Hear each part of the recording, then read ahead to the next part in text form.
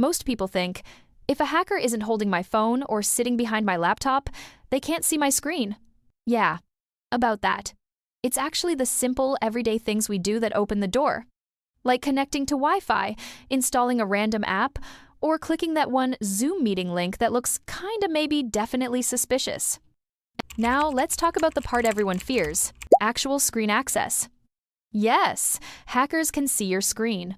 Not metaphorically, literally. How?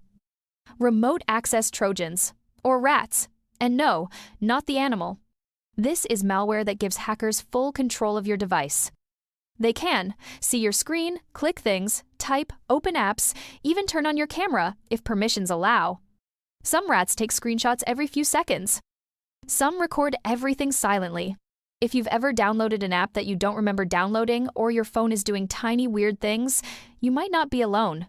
Then we have hackers' favorite cheat code, browser extensions. People love installing them because it makes their work easier, but one malicious Chrome extension can act like a tiny spy living inside your browser. Low effort, high reward, very annoying. But here's where the real scary truth comes in. Hackers don't always need your full screen to understand what you're doing. Your notifications popping up, your autofill suggestions, your Wi-Fi traffic, and your browsing patterns. These tiny pieces tell a bigger story. A hacker doesn't need to watch your screen like Netflix. They just need enough clues to guess your next move. That's the part people never think about. Hackers don't always look like hoodie-wearing movie villains. Sometimes they look like normal people on public Wi-Fi. Sometimes they're hiding inside a Chrome extension. The scary truth isn't that hackers can see your screen. It's how easily we give them the opportunity.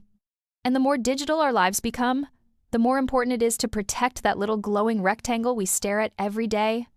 This is the cyber paradox. And now, you know the truth.